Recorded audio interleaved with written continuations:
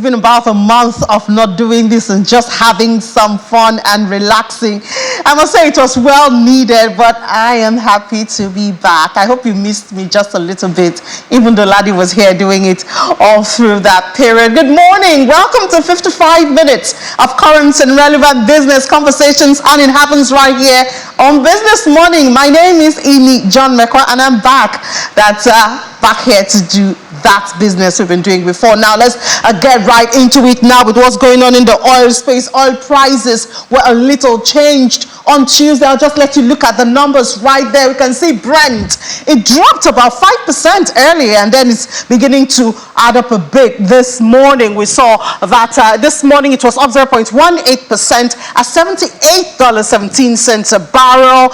WTI, that's West from the United States, the price is at $73.22 a barrel, and that's up 0.25%. And we know some of the factors driving these comments by Saudi Arabia's energy minister that OPEC Plus production cuts could continue past the first quarter of 2024 if needed, lend some support to the market, according to traders. And of course, we also have a stronger dollar, which typically makes oil more expensive for holders of other currencies. Resumption of fighting also is a factor in the Israel-Hamas war. However, it stoked supply concern as it attacks on 3 commercial vessels in international waters in the southern Red Sea. And from there, we go to grains and see how the prices are doing right there. Chicago wheat futures fell on Tuesday after rising. There you have it. Wheat is down this morning, 0.5%. We also have soybeans. It edged higher after falling in recent sessions as rain forecast eased fears about supply from drought-stricken areas of Brazil. Brazil seems to be in the news this morning when it comes to grains. And corn prices dipped. The most active wheat contract, we told you that earlier. There you see corn down 0.3%, now at $4.84 for a quarter of a bushel. Now, the United States, these are the factors driving this. United States Department of Agriculture confirmed private sales of 440,000 metric tons of U.S. soft red winter wheat to China. Also, you have Ukraine. Ukraine's grain exports have fallen to around 13.4 million metric tons so far in July 2023 to June 2024 marketing season, and it's coming down from 18.3 million tons over the same period a year ago. That's according to government data. Cheap exports of wheat from Russia have kept prices near 3-year lows in recent months, but Russian export prices rose slightly last week. Well, away from commodities now, we come back to Nigeria, see what's going on there. Yesterday, the Speaker of the House of Representatives, Mr. Abbas Tajuddin, said that the House will review the Fiscal Responsibility Act of 2007 to improve access to information and public consultation during all phases of the budget cycle. The Speaker said this during a town hall organized by the House to collect citizens' input into the 2024 budget. That's a new thing in Nigeria. Obviously celebrated getting input from the citizens, but I mean, at this stage, we've talking a whole lot about the appropriation bill, and we know the stages it's gone through. Getting citizens' input now, is it really relevant? We'll delve into that conversation, but first, let's give you that report about that town hall meeting yesterday. As the budget defense process commences, the House of Representatives holds a first-of-its-kind Citizens' Town Hall to gather input for the 2024 budget. This comes a week after the House held a similar engagement with chairman and deputy chairman of the committees. In exercising its powers of coordinating the appropriation process, the committee will always maintain an open-door policy to accommodate the interests of stakeholders in making the process more credible, people-oriented, and veritable instrument toward good governance. Citizens have not had it this bad in recent times, so the expectation is that the National Assembly will do a very good job of trimming out the wastages. I think part of the problem with our national budget is that there are repetitions of wastages year in, year out. The focus will be on strategic investment in defense, strategic investment in security, health, job creation, poverty reduction, food security, infrastructure development, and education, among other key factors. A former appropriations chairman of the Senate emphasizes the power of the purse bestowed on the National Assembly. When you hear Prince saying padding is an embarrassment language, the executive led by Mr. President in that section 81 stated that the president will bring forth estimates. What we have now is estimates of 2024 provision budget. The National Assembly, in their hearts, will give the Nigerian public, we give the president, everybody, the budget of the Federation. The event is declared open by the Speaker as he harps on the importance of sustaining the initiative. The House of Representatives has taken the lead in facilitating greater citizens' participation in budget process, and I challenge all MDAs to do the same. On our part, the House will review the Fiscal Responsibility Act 2007 to strengthen existing provisions, to improve access to information and public consultation during all phases of the budget.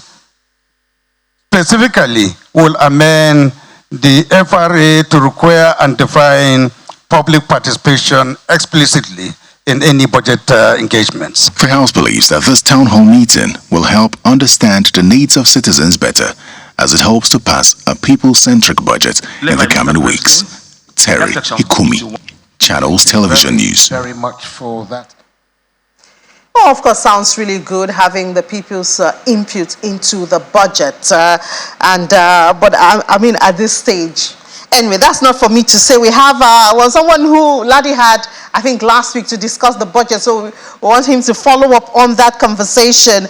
Joining us right here in the studio, the Managing Director of Timeline Consult Limited, Mr. Shuaib Idris. Thank you so much, sir, for granting us your time again. Good morning, and thanks for having me. Yeah, I guess since you started the budget conversation, let's stay with you, Wadid. So this is the first time, I don't know. This is the first time we're having a town hall meeting to get the people's input for an appropriation bill. But I'm thinking the budget seems to have gone through a whole lot of stages. Now, is this going to be relevant? Well, number one, this is not the first time. There were instances, if I can remember, during the tenure of late Chuba Okadigbo presidency of the Senate, he did, try to do something similar, so this is not the first time. Is it relevant? I think it is. We have 2-3 arms of government, of course, the legislature, the executive, and the judiciary. Now, the final say, as far as spending is concerned, is with the National Assembly. The executive can, indeed, should propose, legislation or bills on spending, and the National Assembly can think with whatever the executive may have, may have presented to them. So if the National Assembly, under the leadership of Okpabio and Abbas Tajuddin, decide to have a town hall meeting, it should be welcome. However, our concern is the timing. We want to achieve so much within such a short period of time. We want to continue the December or January to December budget cycle. The budget was presented last days of November. You have just 1 month within which the National Assembly members and their technocrats or the technical assistant to them to distill the budget, and you also want to have, the populace or the Nigerian citizens to also have input. The timing is too short. Yeah, which is why I asked if this is going to be relevant, because when you have meetings like this and people come out to make contribution and share their opinion and perspective, and then they don't see it reflecting in the numbers. I mean, we already have the numbers. We already have the benchmarks. We already have the issue of debt and, the deficit and all of that. Do we expect that the lawmakers will now wake up and go back and add these into, and then, of course, like you said, we do have a time bound that we're supposed to have the budget approved so that implementation can start. You see, fundamentally, a budget has 2, 3, different categories or sections. Number one, the assumptions. So if the input from the general public comes out that, say, let's take just 1 or 2 aspects of the assumptions underlining the 2024 budget to be tinkered with, let's say the oil price benchmark. Generally, economics and analysts, everyone feels strongly that $77.9 per barrel as assumption, price of the crude oil is a bit on the high side. The National Assembly can say, oh, we've had the discussions and the input from people, therefore, executive, we don't agree with you to put a benchmark of $77.9 per barrel. We are bringing it down to, say, $75. That is something that can be done. And of course, the exchange rate, $750 is a bit on the high side. Under the purchasing power parity pricing of foreign currencies, we don't see the Naira valuation at 750 Naira to a dollar. Maybe somewhere around 600, 650, maximum 700. Then the gap between the expenditure and the revenue, what we call the deficit. Again, the National Assembly can do something.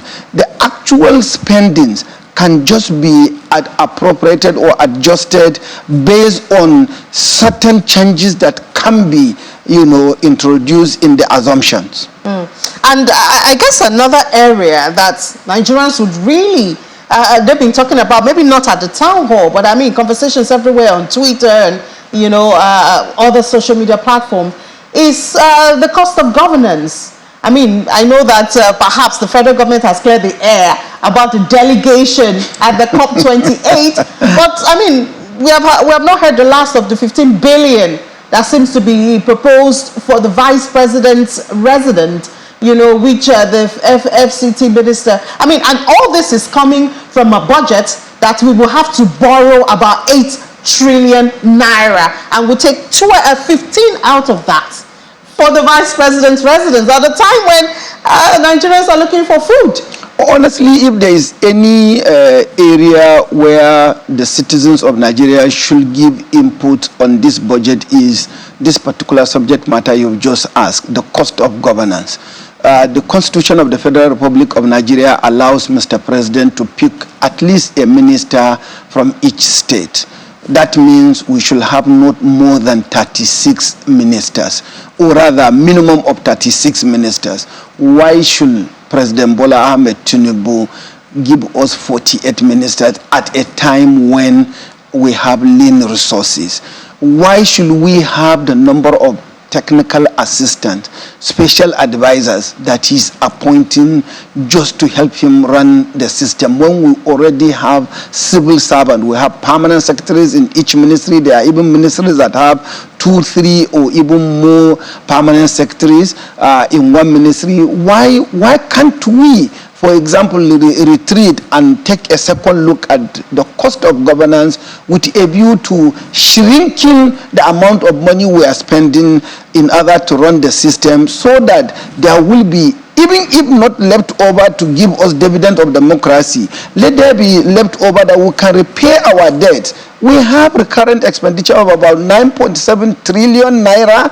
When you juxtapose that with the 9 trillion naira that we will be using to pay for debt, to service our debts and repay part of the debts, as well as the so-called 8.7 trillion naira that was budgeted for capital expenditure, you ask yourself, 9 plus 9 is 18 versus 8.7 that will be used for capital expenditure. Where are we heading to?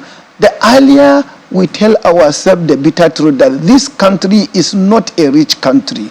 This country is a less developed country, is a developing economy, and we are, by any standard, we are poor. When you look at the per capita income, and you look at the cost of living, and you look at the propensity of poverty that is so endemic in this country is a poor country, and yet we are continuing to live as if it is business as usual. And it is indeed business unusual. I guess a guest on our sister program, Politics Today, Senator Juma Ibrahim, will not agree with you because he's confident that, we're doing good and we can keep on borrowing conveniently to fund the economy. Yes, we can borrow. I'm a banker and therefore I'm not anathemic to borrowing. But borrowing to do what? Do you borrow to fund consumption or you borrow to invest and fund capital project? We are borrowing to fund ostentatious living. This is dangerous. And indeed, it's even an abomination to borrow to fund the recurrent expenditure. We have a policy and we have a situation where the Federal Republic of Nigeria, even the last Minister of Finance, was reputed to have said we were borrowing to pay salaries. 98% of our revenues are being spent to service debts. So if you get revenue, 98% of it to service debt, so how do you, spend on salaries and other current expenses? Obviously, so you continue to borrow. So is that what the distinguished senator will tell us to do? It's dangerous. We will reach a point where we will be declared bankrupt and the creditors will refuse to give us loans any longer, and we will have nowhere to go except if we want to ask the central bank to do what they have been doing in the past, just spend the money, and then inflation will go haywire. Well, it seems like a circle, but it's our job to bring these issues to the limelight. While we are happy about the town hall, but it would be nice for the people to see government actually implement something they are asking for. I remember when they were talking about the INEC recs, and then they showed pictures and videos of some recs that are party members, active party members, and even as we speak, those people are still in INEC, so it doesn't seem like the government actually, even if they listen, I don't know if they hear. It's fairly dangerous. And the worst situation is the National Assembly will take our hard-earned money to conduct this town hall. It becomes a jamboree if inputs from this town hall are not going to be reflected in the budget. Then it becomes, really dangerous. And indeed, President Bola Ahmed Tinubu needs to be listening. Sometimes when a yellow flag is raised on any individual, the best is retreat. We have 220 million Nigerians. There is no state that will be having only one credible candidate. Every state would have had multiple of candidates that he can pick, male or female. So if a yellow flag is raised on someone, for heaven's sake, the president should withdraw and say, this is not politics. This is trying to build a credible system that we will all be happy with. After all, they say democracy is government by the people, for the people. For the people. Yeah. All right, thank you so much for your time, Mr. Schreib, for joining us on this conversation. And as I said, we'll keep talking about it and hope that one day we will see the talk become a work. I pray so. Thank you for having me. Thank you too. All right, now we move to another major issue at this time, and that's happening at the United Arab Emirates, Dubai. I'm sure if you have been watching channels, you would see that our environment correspondent, Ayola Kasim, has been very busy. She was on the news at 10 last night, telling us some of the decisions that have been reached. We've seen announcements, and we've seen, about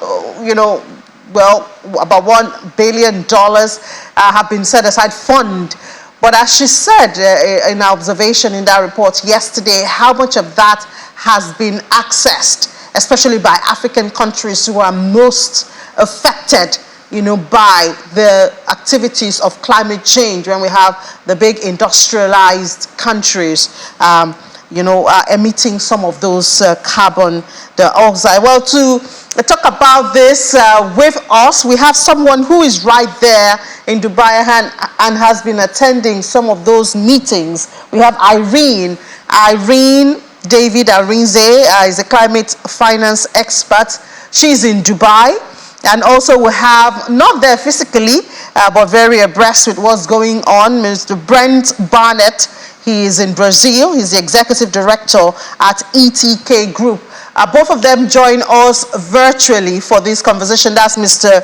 Brent Burnett. Good morning, Mr. Brent. Good morning. I must say you're a very rich man. Brent is moving in leaps and bounds at this time, even though it's dropping. But good to have you on the show, Brent Burnett. Thank you. And then also we have Irene David. Irene is a climate finance expert. She's in Dubai and has been attending the meetings. Hi, Irene. Good morning. Good morning, Ini. Nice to be on your program this morning. Thank you. How's it been? How's it been attending the meetings, hearing all those big announcements and all of that? Sound impressive, but when you take some steps back and look at COP27 and all the funding that were promised, I guess it kind of reduces the excitement you have. Yes, thank you so much once again for having me on your program. And rightly said, some things I think I should just put into perspective before I go straight into it. Nigeria is one of the 10 countries heavily hit by the impacts of climate change. In Africa as a whole, Africa contributes barely 4% to global emissions. And during your introduction, like you also said, it's imperative for us to also note that the volume of financing coming into Africa, not to talk about the list of Nigeria, is very meager. There's a report by the IMF which showed that of the $35 billion currently sitting in the climate fund, only $3 billion has been able to be accessed by African countries, and that is very small compared to the impacts of climate change that we're currently experiencing. However, if you have to start to put together in perspective the successes that we have recorded, for the first time ever, we saw that the purse for loss and damage is now being filled up a bit. We saw some commitments, pledges by the likes of the UAE. We saw pledges by Germany. So altogether, currently we have over $400 million put in the pause for loss and damage. But while we're excited about all of these developments, the question still remains, like you rightly said, what volume of this financing will come into Africa? But we also need to be ready. So that country readiness is very important. We need to be able to identify and earmark relevant projects, because we are experiencing heavy rainfalls, high rising sea levels. We saw what the flooding across Nigeria late last year did, displacing people from their homes. It was definitely not, it wasn't, a very exciting sight. But these are things that, this is proof once again that we need this financing coming into Africa. We need this financing coming into Nigeria, but we must be ready. It was also exciting to see that, the president had rolled out the 100 electric vehicles that we should start to see around Nigeria. That, for one, is a step in the right direction. They have also, set up a committee led by the FIRS chairman and the head of the Director General of the NCCC, talking about now the task force for carbon markets, which stands at it's about a $2.5 billion market for us. If we are able to tap into that as Nigeria, as Africa, then definitely it's one that would be laudable for us. Yeah, Irene, so you've talked about readiness, country readiness, like you mentioned it like how many times. What does that look like for a country like Nigeria? Honestly, based on the meetings that I attended, I did attend a couple meetings where the president spoke at, and I was excited to see the likes of the Alhaji Dangote, the likes of Alhaji Rabiu of BUA Cement as well. This is also to show that the billionaires, the ones that have got the chunk of the money that we are, when you talk about industrialization, these are the names that you hear. We see for them to be in those rooms, to pay rapt attention, and to also, have conversations with the president. It does show that they are thinking of solutions, thinking of ways in which we can tap into, this funding that is available for the country. And at the end of the day, it's going to then trickle down to those at the lower end of the pyramid. In terms of country readiness, I would say that these initiatives that both the government and, interestingly, even the private sector, I had seen in the Nigerian pavilion 2 days ago, where some MOUs were signed right? And I'm also seeing that even state governments are taking up the responsibility, coming up with initiatives themselves. So they are not just leaving everything in the hands of the federal government, you see, but state governments are also now taking up that responsibility to say, you know what, this is what our government, this is what our states can offer you. Come and invest in us and you would have your return on investment. And I would really say that that for me was a very good one. All right, Irene, let me go to Brent now and ask. Brent, Irene has mentioned state governments, mentioned big companies. What about the MSMEs? Because in a country like Nigeria, they make up more than 90% of companies in existence and providing employment. Do you see them as being captured in conversations at this COP28? Well, first of all, let me say that I think it's very important that MSMEs figure prominently in the discussion. ETK spends most of our time working with MSMEs, so the work that we do is really focused on helping them, as Irene was just saying, to be ready to receive investment for the green transition.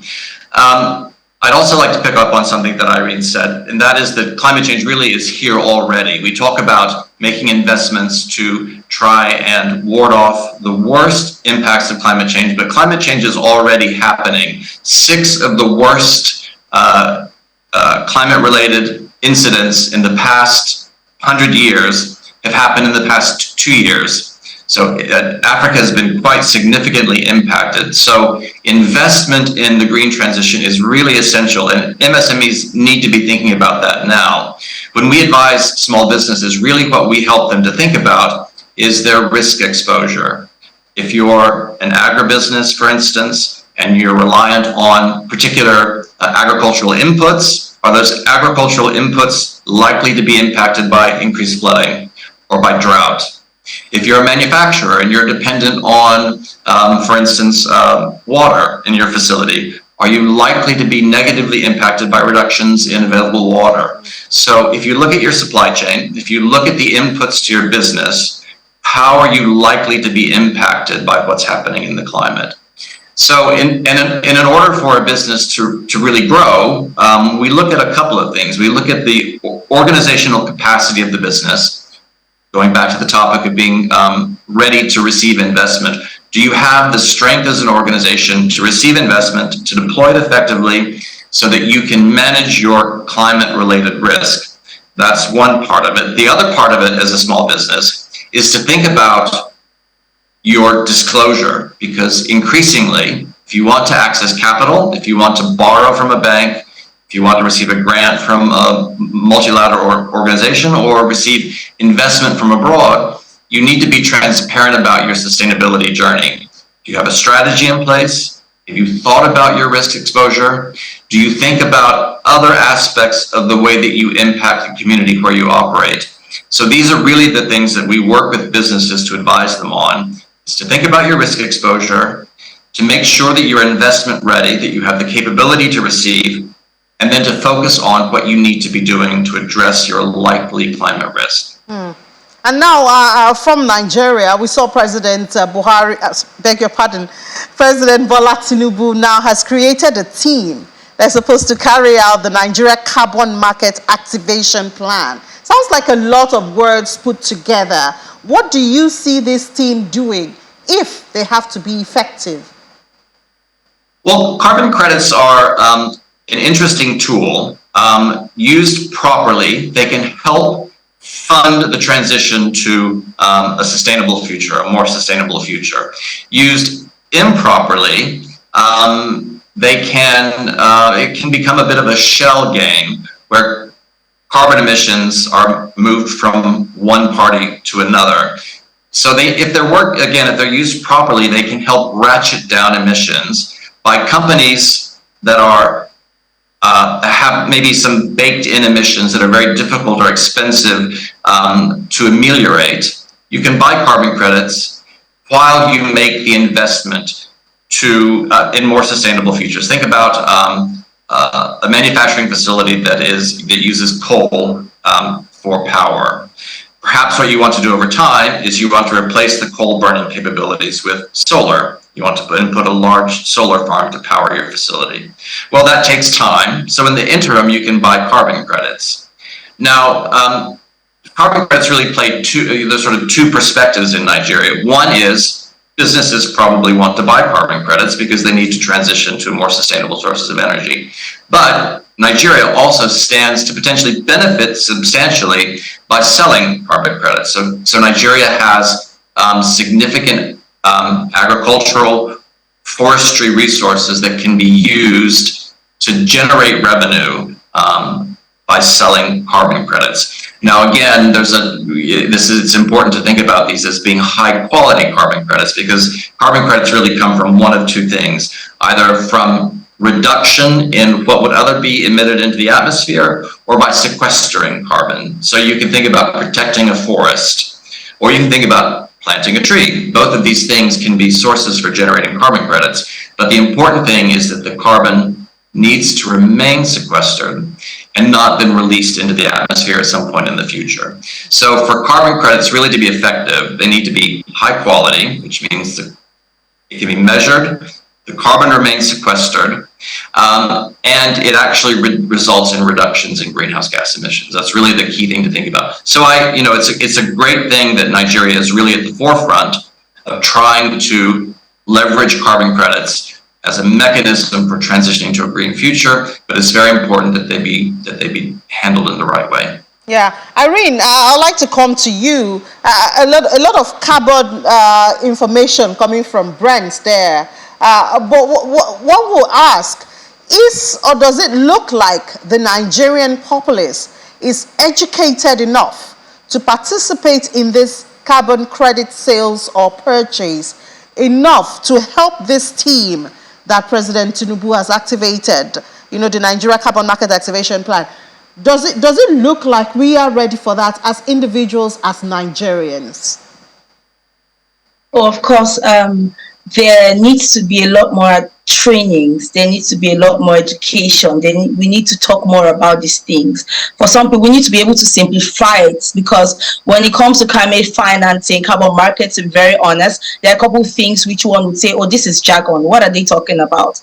But the honest truth is, if we're able to break it down for them, because, for example, whether we like it or not, even the MSMEs are involved. They must get involved in it. They must understand it. And I'll give you an example. I was at a panel session where Dr. Ngozi Okonjo-Iweala, the WTO president, spoke yesterday. And one of the major challenges that we currently have globally, and of which MSMEs are also impacted by it, for example, is the issue about decarbonization standards. Currently, we have 73 fragmented carbonization standards across different countries, right? And this alone would impact on MSMEs, would impact on small businesses, whether we like it or not. Why? For example, I was reading the sustainability reports by Access Bank a while ago, and one of the things that I keep seeing recurring in these reports that I'm seeing from different financial institutions are, you are looking for funding as a small business, or as a medium-sized business, or as a big business. We want to know the impact of this your business on the environment. We want to know what kind of impact, what level of emission is going to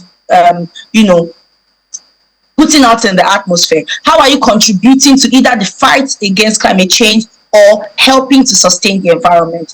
We want to see your ESG practices. Do you have your reports already? These are some things they're asking you. Oh, if you're going to deploy this project in this location, what would be the emission at the end of the day? What would be the impact on the environment? So all these questions they are beginning to ask. And so small businesses, individuals, if you know you want to go into business, it's critical that you understand and learn. We're not saying you should then become an expert, but the basics of it. However, Dr. Ngozi mentioned something yesterday, which she also said that was accepted by everyone who, was on board when she talked about it, which was the issue of consolidation. All the international organizations, the likes of the World Bank, WTO, OECD, they need to start to speak the same language so that we have a consolidated carbon taxation, carbon pricing harmonize the system,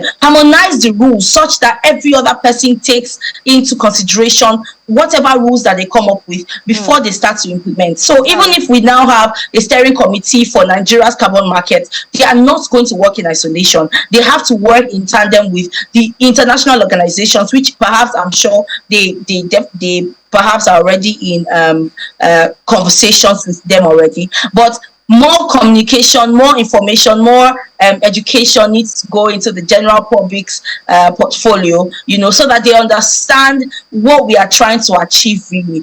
Brent had mentioned ways in which you can trade this, your carbon markets can come in. We have, for example, in Congo, we have Congo Basin. That becomes a carbon sink. The whole idea is, for example, we have certain game reserves across Nigeria. Are we saying that, this can become our own carbon sink? So if we're selling this carbon credit for the large polluters, we are saying, while you are doing this, come and buy our carbon credits from us. We'll keep planting trees, preserving these particular locations. We have other African countries that are really doing this with different aspects of. You just find out what your competitive advantage is in the market. We have the likes of Seychelles, we have the likes of Gabon. They've moved ways in which they are even reducing their debt, for example, through the debt for nature swap. So you see that these things, they are really segmented, but I really would say that people need to take this seriously. Personally have an interest in learning about carbon markets, learning about climate financing.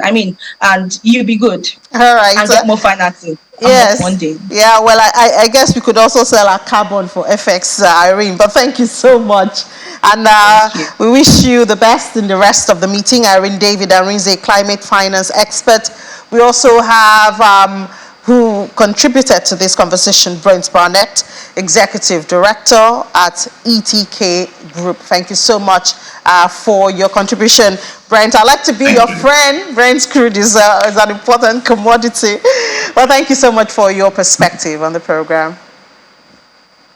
Thank you. All right, let's take a break now. When we come back, it will be commodities time.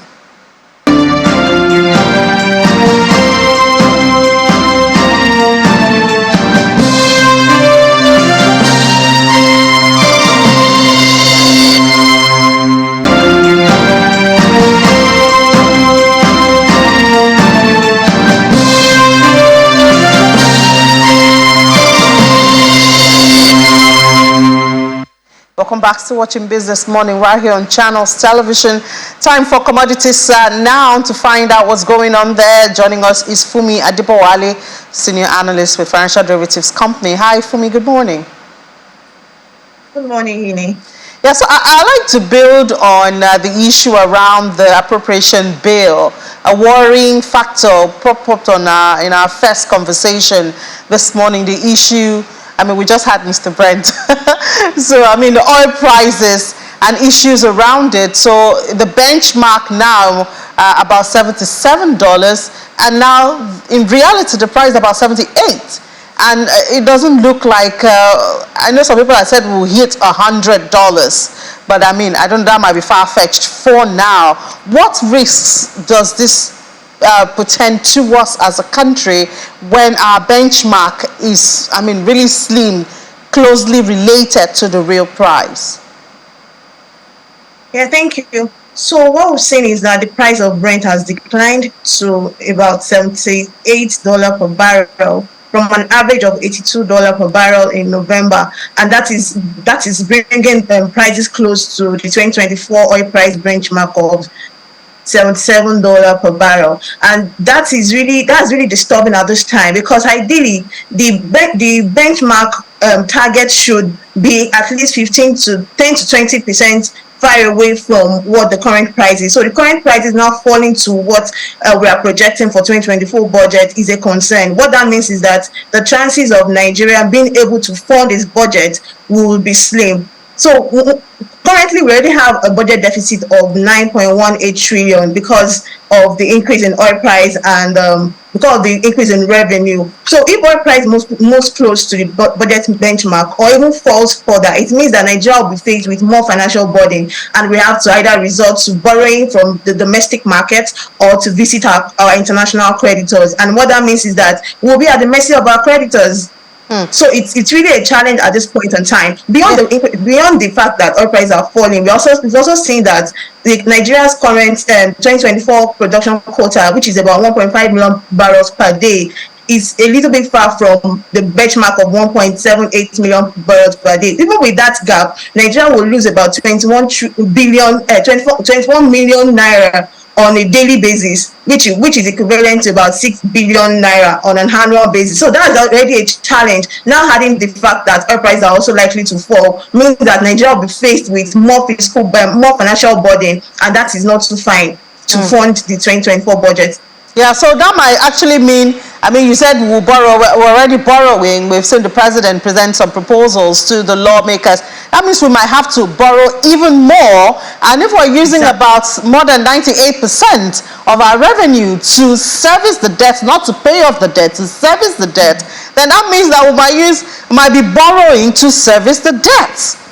Exactly. So currently, about 98% of revenue is being used to service the debts, not even for the principal payments. What that means is that the federal government will have little revenue to fund its capital projects, which is expected to build the productive capacity of the country. So it's a major challenge. It means that Nigerians will continue to feel the pressure, because what we are doing is we are spending more on recurrent expenditure, and which is short term. What we really need to focus more on is capital expenditure, which has the capacity to boost growth in the long term. So if we're not having that enough financial buffers to be able to channel resources to capital projects, then it's like we are eating our future today, and that is a big challenge, not just for the present generation, even for generations to come. So I think we have to look into that and see how. So the fact that we have to borrow more is a challenge, but we have to look for a way to. So borrowing is actually not the challenge. It is the productive use of funds that is critical. So if we are getting more and we are being able to productively utilize the fund, it's possible we'll be able to get more revenue, which will be able to clear our debt and even have more to fund capital projects, which is positive for growth in the medium to long term. Yeah, I guess we can't give up hope. The budget or the appropriation bill has not been assented to yet, so I guess changes can still be made, and we do hope that conversations like this and the town hall meeting that was held yesterday can actually be captured and made as adjustment to the budget. Exactly. So I think before the budget will be assented to, these issues will be considered, and it's possible that the budget assumptions will actually be revised. But notwithstanding, it is important that we actually look inwards to generate more revenue, which is actually critical. Relying on borrowed funds, even if it's not really a challenge, if it's productively used, it's important that we also look inwards to see how we can boost revenue without necessarily having to rely on borrowed funds. So I believe that budget assumptions might actually be reviewed before the budget is being assented to. All right, just briefly now for me, FDC sees a month-on-month decline on inflation. Why? To 20.23. Nigerians will be skeptical about this.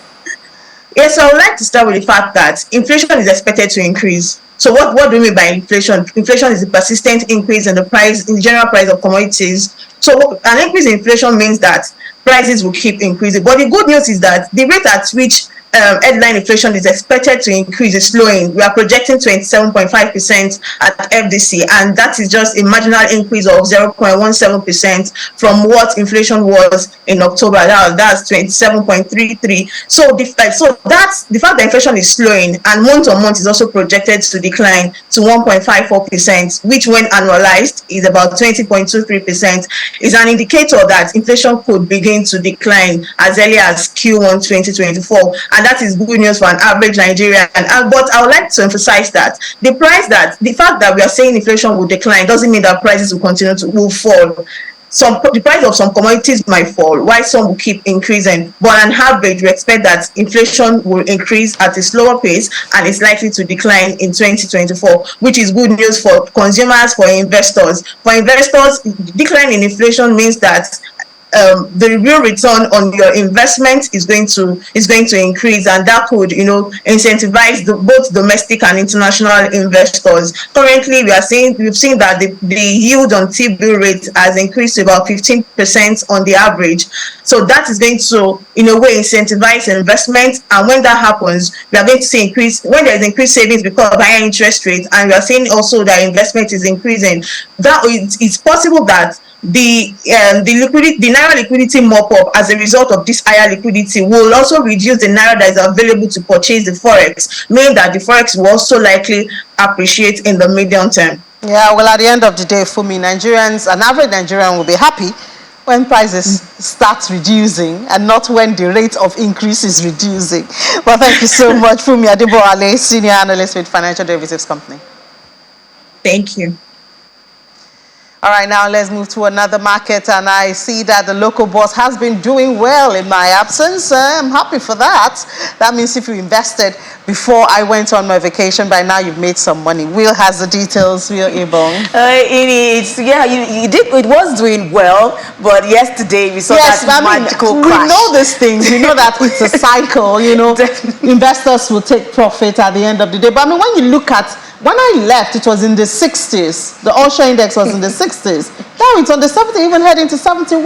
Oh, we headed to 71. Yesterday brought it down to 70, and then we're seeing 38 for the market cap. But we're hoping that we're going to dig deep into Boa Cement, because that was a big culprit yesterday, and see what trends are there for that stock price and why are investors putting so much sell pressure on it. But there's no news going around in the smaller circle. We'll find out. We'll find that out. But we did see yesterday the market dropping yesterday, big 0.66%.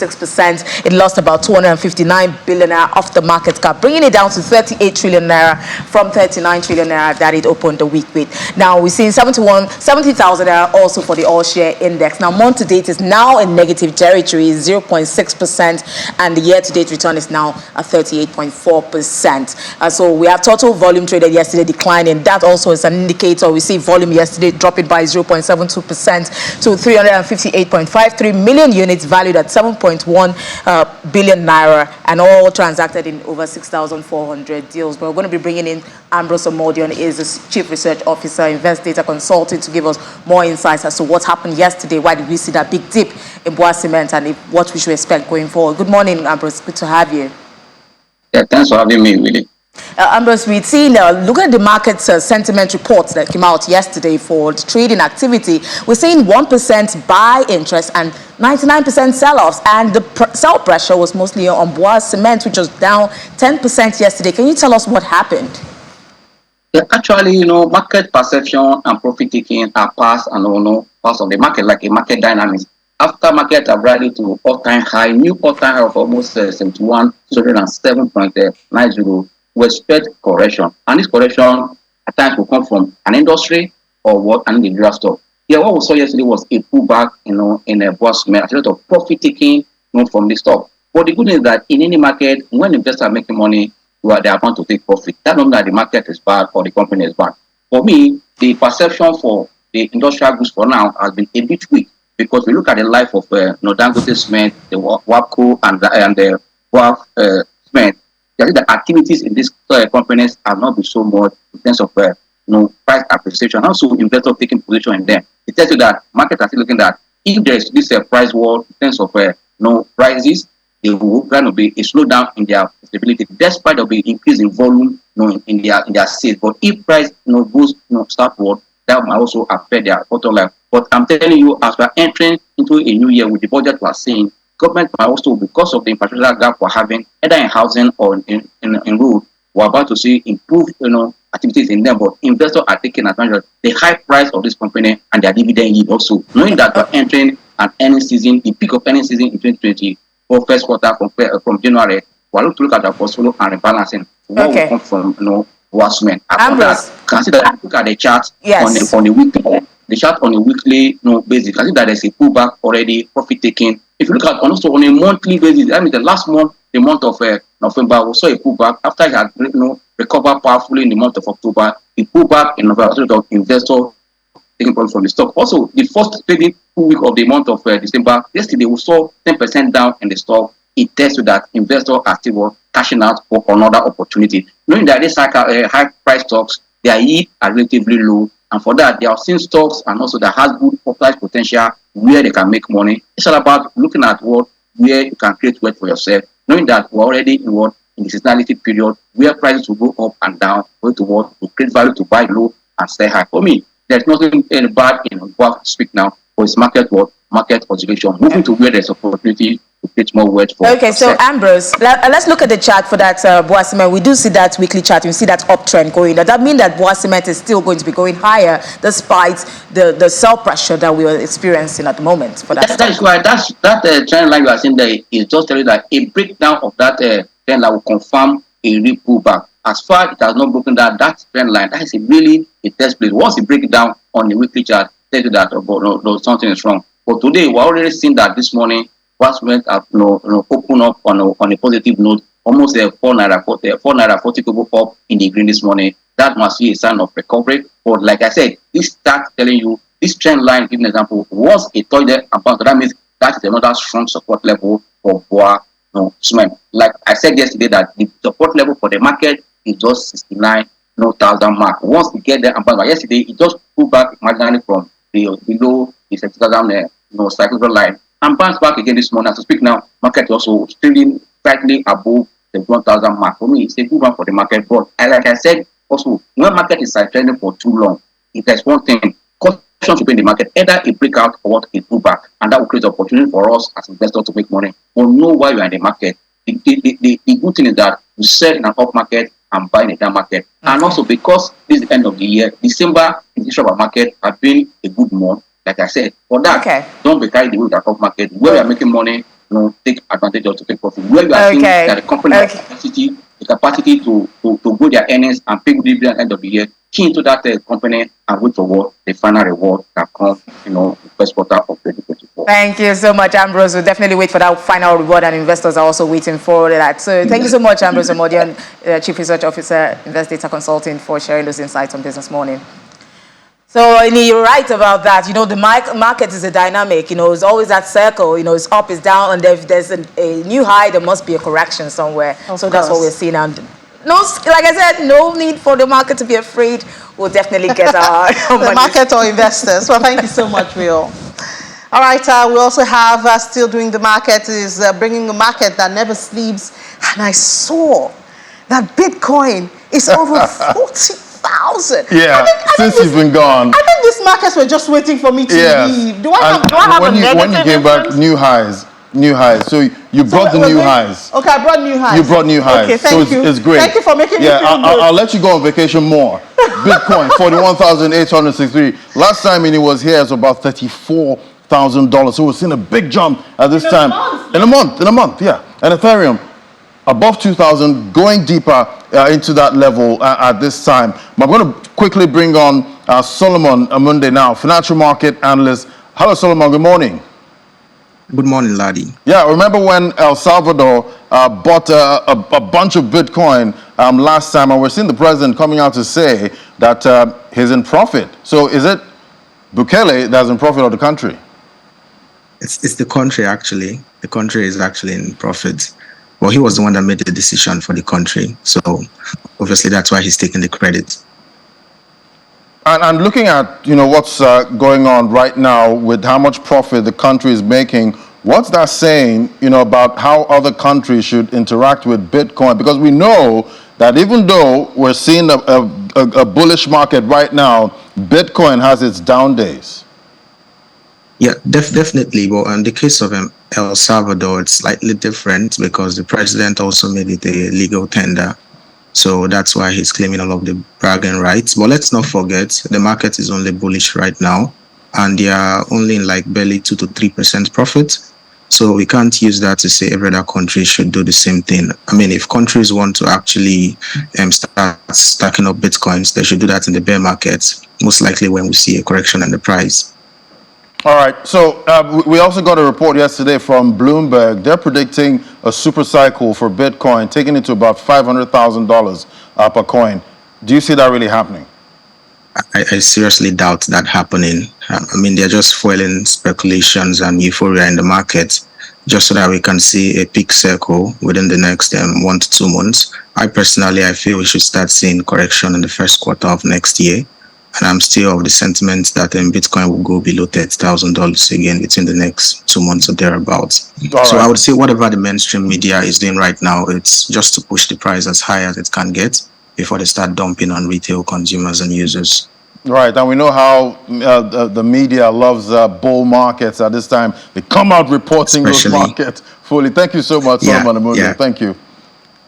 If we look at the halving, that's coming up in a couple of in about 150 something days. If we look at the Bitcoin halving countdown clock there, we see that that's nearing, and definitely we know what happens once that Bitcoin halving event happens. We'll see that the miners get lesser Bitcoin for their mining process there. So that's how the market is looking. But 159 days to the next halving for Bitcoin. And I like to call Solomon the voice of caution. Voice of caution. It's always needed in a bull market. Yes. All right, Laddie, thank you so much for that. Okay, thank you.